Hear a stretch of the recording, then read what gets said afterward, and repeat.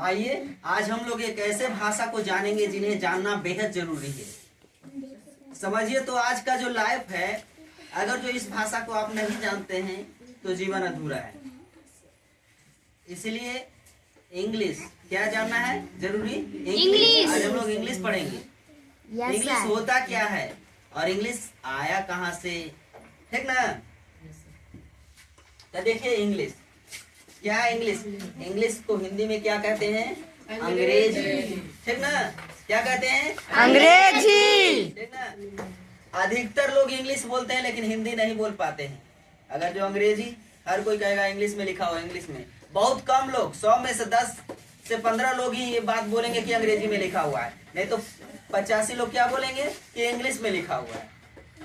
बहुत से ऐसे व्यक्ति होते हैं कि इंग्लिश का यूज करते हैं लेकिन उन्हें पता नहीं होता कि हम इंग्लिश बोल रहे हैं। अनपढ़ से अनपढ़ व्यक्ति इंग्लिश बोलता है लेकिन उसे पता नहीं होता है कि हम इंग्लिश बोल रहे हैं। जैसे उदाहरण ले लीजिए कि यदि आप किसी अनपढ़ व्यक्ति को कह दीजिए कि आपको तनाव हो रहा है, तो बोलेगा नहीं, तनाव नहीं हो रहा है हमको तो टेंशन है। क्या है? टेंशन है।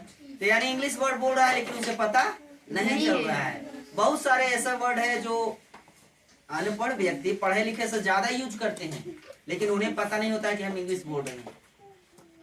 कोई व्यक्ति अगर जो जा रहा है डॉक्टर के यहाँ, आप उससे पूछ दीजिए कि आप चिकित्सक के यहाँ जा रहे हैं, तो बोलेगा नहीं, मैं चिकित्सक के यहाँ नहीं जा रहा हूँ, मैं किसके यहाँ जा रहा हूँ? डॉक्टर के यहाँ जा रहा हूँ। जबकि चिकित्सक और डॉक्टर क्या है? एक ही है ना। हिंदी अलग अलग लैंग्वेज में यूज करते हैं लेकिन हिंदी बहुत सारे लोग नहीं जानते हैं लेकिन इंग्लिश का उपयोग करते हैं। और अगर जो इंग्लिश उनसे पूछा जाए कि आप इंग्लिश जानते हैं तो कहते हैं कि नहीं, मुझे इंग्लिश नहीं आता है, लेकिन इंग्लिश का यूज करते हैं। तो आइए इंग्लिश के बारे में जानते हैं। English is a mixture of every language. प्रत्येक भाषा का इंग्लिश क्या है? मिक्सचर है। जैसे आप लोग मिक्सचर खाते हैं ना, उसमें एक ही चीज मिला हुआ रहता है, बहुत सारा चीज मिला हुआ रहता है ना। वैसे ही इंग्लिश में बहुत लगभग सभी भाषा है उसमें इंग्लिश का उपयोग किया जाता है, ठीक ना? तो इसीलिए क्या कहा जाता है? मिक्सचर। इसे English is a mixture of every language. It is also known as international language. इसे अंतरराष्ट्रीय भाषा कहा जाता है क्योंकि इंग्लिश इंटरनेशनल लेवल पर बोला जाता है, यानी कि लगभग सभी जगह, सभी देशों में बोला जाता है इंग्लिश। इसीलिए इसे क्या कहा जाता है? इंटरनेशनल लैंग्वेज, यानी अंतरराष्ट्रीय भाषा, ठीक ना? आगे कह रहा है because it is spoken all over the world, क्योंकि यह पूरे संसार में बोला जाता है। इंग्लिश पूरे संसार में बोला जाता है, इसीलिए इसे क्या कहा जाता है? International language. आगे कह रहा है it is used as second language in India. भारत में इसे द्वितीय भाषा के रूप में उपयोग किया जाता है, यानी बोला जाता है। पहला भाषा तो हिंदी हो गया, लेकिन दूसरे पहले था कि पहले के लोग संस्कृत को प्राथमिकता देते थे, ठीक ना? लेकिन अब हो गया इंग्लिश। द्वितीय भाषा के रूप में किसका उपयोग किया जाता है? इंग्लिश का। आगे it is much younger than most other language.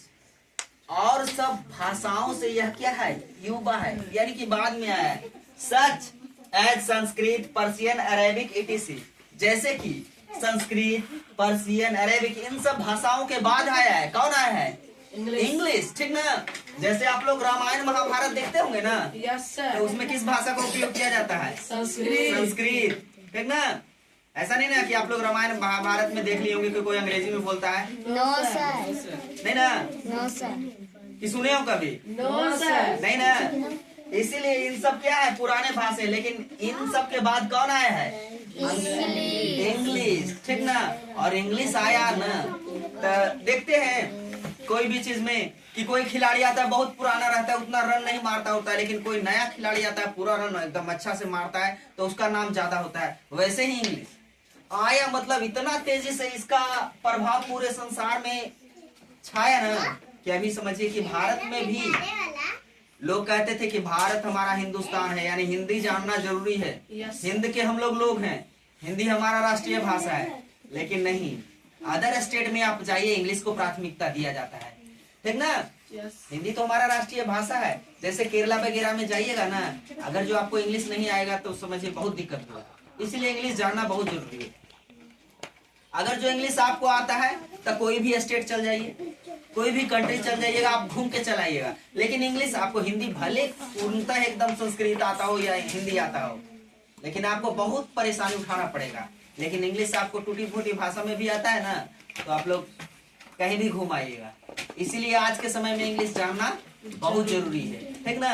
इसीलिए इंग्लिश में क्या होना चाहिए, रुचि होना चाहिए, ठीक ना। आप लोग को उत्सुकता होना चाहिए। ऐसा नहीं लगना चाहिए कि हम लोग को इंग्लिश हमसे पार नहीं लगेगा, वैसा नहीं होना चाहिए।